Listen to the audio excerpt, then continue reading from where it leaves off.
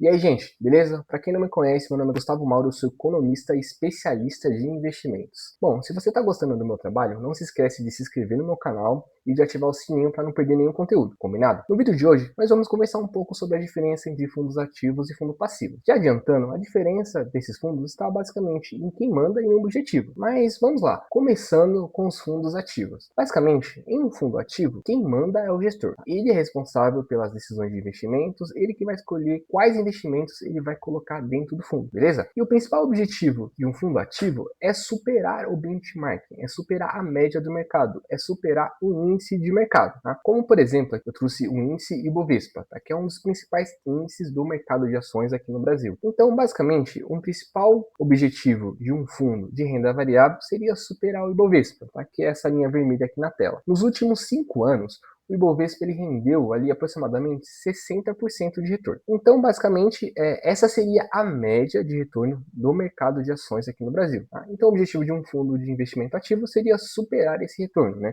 Seria fazer um retorno superior a 60% nesse mesmo período. Aliás, eu já expliquei mais detalhadamente como o Ibovespa funciona em um vídeo que eu fiz sobre ETF. Se você não viu esse vídeo, eu vou deixar o link dele na descrição desse vídeo, aí depois você pode ir lá conferir. Mas então, basicamente, como funcionaria um fundo ativo, né? Um fundo de investimento de gestão ativa? Nesse fundo, como eu já falei, quem manda é o gestor. Tá? O gestor ele é profissional, ele tem toda uma licença, tem todo um estudo para ele poder fazer a gestão do fundo de investimentos, para poder escolher, né, qual ativo ele vai comprar ou vender, né?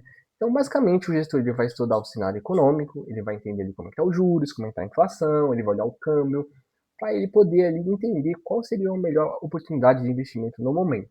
Falando com mais detalhes, vamos pegar como, por exemplo, um fundo de ações. Um gestor que ele quer escolher ali qual é a melhor ação, qual é a melhor empresa para ele colocar na carteira do fundo de investimentos. Para esse gestor fazer essa escolha, ele vai ter que fazer todo um estudo bem amplo, né? Ele vai ter que entender a lucratividade da empresa, vai ter que entender a geração de caixa dessa empresa, ele vai olhar a dívida para ver se é uma dívida alta ou se é uma dívida baixa. Além disso, ele também vai ter que fazer uma análise setorial para entender aquele setor, o ambiente que a empresa está inserido, e também ele vai ter que olhar os concorrentes, né, para entender dentre esses concorrentes se a empresa que ele está querendo investir realmente seria a melhor opção de investimento, né? Então o gestor ele basicamente vai fazer todo esse estudo para tomar a decisão de investimento dele. Tá? Tem gestores que eles vão estar sempre comprando e vendendo com certa frequência, e tem gestores que eles não vão fazer isso, que eles vão investir no longo prazo, eles vão fazer um estudo bem aprofundado para comprar ali a melhor ação que ele acredita que no longo prazo vai se valorizar, ele vai segurar essa ação pelo maior tempo possível, né?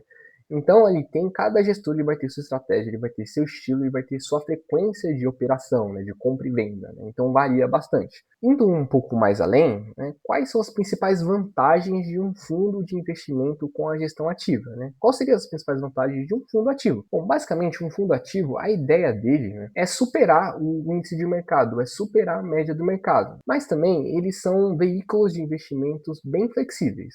Eles podem se adaptar a crises econômicas, eles também podem aproveitar as melhores oportunidades que surgem no mercado. Mas, claro que isso varia do gestor, varia da estratégia do fundo. Entretanto, tem um outro ponto, né? Então é uma desvantagem, né? Esses fundos ativos, eles têm taxas muito elevadas, justamente para compensar, né, para remunerar o gestor, porque ele faz todo esse estudo, né, é um estudo complexo, e ele está ali fazendo esse estudo diariamente, está sempre acompanhando, sempre revisando esses estudos. Então, para remunerar o gestor, o fundo ativo ele tem taxas de administração e taxas de performance que são mais elevadas. Né? Então, essa seria uma desvantagem, que ele tem um custo maior. Além disso, uma outra desvantagem é que esse gestor ele pode errar, ele pode tomar uma decisão de investimento errada, né? Ele pode, enfim, ele tem esse risco. Né? O gestor ele é humano, né? As pessoas erram.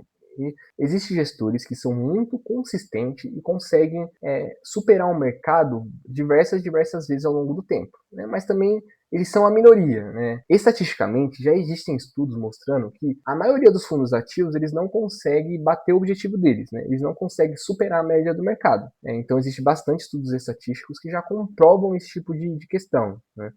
E por fim, para finalizar essa parte de fundos ativos, eu trouxe alguns exemplos de fundos ativos. O primeiro exemplo seria os fundos multimercados, né, que são fundos que eles não estão restritos a um mercado específico, né? Tipo, como por exemplo, ele pode investir em ações, pode investir em fundos imobiliários, ele poderia investir em renda fixa, poderia investir em investimentos internacionais, né? Por isso que são fundos multimercados, né? Ele pode operar ali qualquer mercado. Também um outro exemplo de um fundo ativo seria os fundos de crédito, né? Que ali você tem que ter enfim, tem que ter um conhecimento mais específico, é um mercado mais específico, então isso demanda uma postura mais ativa do gestor, né? Então seria um outro exemplo de um fundo ativo, né? Que são os fundos de créditos. E para fechar, também temos os fundos de ações, né? Que basicamente o principal benchmarking de um fundo de ação aqui seria o Ibovespa, né? Seria essa linha em vermelho aqui, que enfim, está aqui na tela. Como exemplo de um fundo de ação, eu trouxe aqui um fundo da gestora Guepardo, né, que é uma gestora de investimentos. Essa gestora ela tem diversos fundos de investimentos,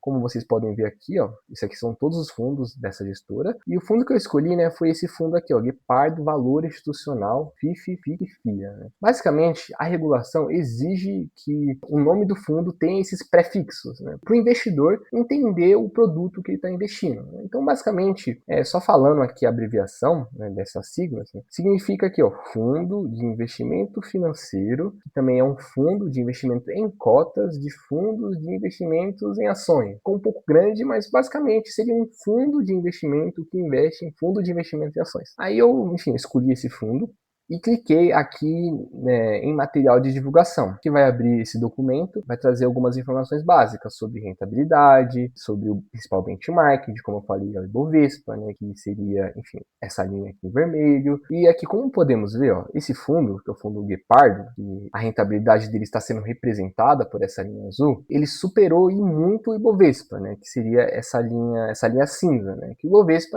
como eu já falei, representa a média do mercado de ações aqui no Brasil, tá? A média de retorno. Então ele superou com folga aqui o Bovespa, tá? Então é um fundo ativo que, enfim, ele tá cumprindo o seu objetivo inicial, né? Que é superar a média do mercado, que é superar um índice específico do mercado. Então, seria esse o exemplo aqui, o principal exemplo que eu trouxe para você de um fundo ativo. E por outro lado, agora vamos falar um pouco sobre os fundos passivos. No fundo passivo, quem manda basicamente seria o índice. Aqui no caso, a gente tem aqui o Ibov, que é o principal índice no mercado de ações, né? E um exemplo de um fundo passivo que justamente replica o Ibovespa, né? Que um fundo passivo ele vai replicar o índice de mercado, seria o BOVA11. Né? É um ETF que replica o IBOV, né? Então ele vai ter ali a mesma rentabilidade, a mesma variação, o mesmo retorno. Então, basicamente, um fundo passivo ele vai funcionar dessa forma. Né? Ele tem o objetivo de copiar o índice. Né? E o gestor ele não vai tomar nenhuma decisão ativa. Tá? O gestor ele não vai ter nenhuma flexibilidade. Né? Ele vai sempre ter que respeitar os critérios do índice. E ponto. Né? Basicamente, essa é a ideia. É muito simples mesmo de entender. Como você está vendo aqui na tela, né, o Ibovespa ele subiu 60%, né, 59,81%. O ETF teve um rendimento até superior, mas muito próximo, né? 63%. E essa é a ideia, né? Se o Bovespa subir, né, o BOVA11 sobe. Se o Bovespa cair, o BOVA11 ele cai. Então, basicamente, seria essa a ideia, né? E por isso, ele, como vantagem, ele tem custos muito baixos e, como vocês viram, ele é simples e é transparente de entender. Tá? E geralmente são preferíveis no longo prazo do que os fundos ativos. Né? Como eu já falei, tem estudos estatísticos que comprovam isso. Né? Mas como desvantagem, o fundo passivo ele não vai te proteger das quedas do mercado, como eu já te falei. Se o mercado cai 10, ele também cai 10, porque o objetivo dele é replicar a média do mercado. Tá bom? Então, por isso, se o mercado cair, ele também cai. Né? E também é um fundo que você não tem flexibilidade, né? Você não consegue fazer uma estratégia diferente, você não consegue tomar decisões diferentes em um cenário de crise econômica, você não consegue aproveitar algumas oportunidades que pode estar ocorrendo no mercado momentaneamente. Então tem essas questões, né? E por último, você sempre vai ficar na média. Né? Eu coloquei como desvantagem, mas dependendo da situação, talvez não seja uma desvantagem, tá? Mas, enfim, né? Você acaba ficando na média quando você escolhe uma estratégia passiva, né? Um fundo passivo. E um exemplo de um fundo passivo são os fundos de renda fixa DI, cujo eles vão seguir o benchmark DI, né? Que a taxa DI é a média do mercado de renda fixa. Então, seria o principal benchmark quando a gente está falando em renda fixa, tá? Diferente do Ibovespa, que é o principal benchmark, é o principal índice em renda variável. Então, os fundos DI, basicamente, eles vão ter a mesma rentabilidade da taxa de juros DI. Com outro exemplo, também eu trouxe aqui o IMAB11, né, que é um fundo que ele segue índices de inflação, né, cuja ideia é sempre trazer um retorno ali em linha com a inflação. Tá? E por último, aqui que eu já falei com vocês, temos o BOVA11, né, que é um índice que ele vai seguir o Ibovespa. Né, ele vai comprar as ações, ele vai seguir os critérios do Ibovespa. Aí vai comprar as mesmas ações que está ali dentro do índice Ibovespa. Né. Em resumo, seria isso. Né, um fundo passivo é bem mais simples de entender. Um fundo ativo, o principal objetivo dele é bater o mercado, é superar a média do mercado. No fundo passivo, ele vai replicar a média do mercado. Né. No fundo passivo, ele tem que seguir as regras do índice.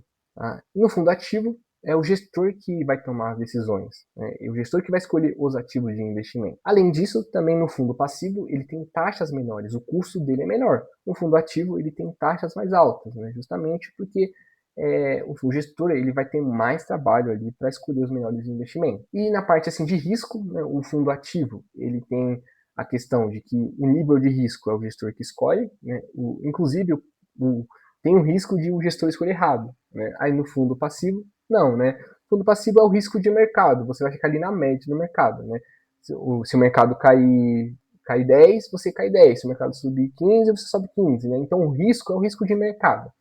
Né? E ali no fundo passivo, o potencial de retorno ali é médio, você vai ficar na média, e no fundo ativo, teoricamente, né, você ficaria acima da média, né? Mas como eu já falei para você, na prática não é bem assim, né? Na teoria é uma coisa, a prática é outra. E aí, depois de tudo isso, provavelmente você deve se perguntar, qual seria a melhor opção? E a resposta depende do seu perfil, depende do seu objetivo.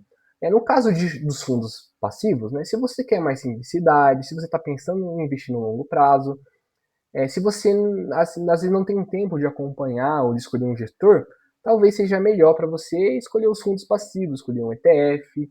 Mas, por outro lado, né, se você tem mais tempo enfim, de aprender, de pesquisar, ou se você aceita correr mais risco, se você quer mais rentabilidade também, talvez os fundos ativos vão ser melhor para o seu tipo de perfil. Né? Então, ali tudo depende. Né?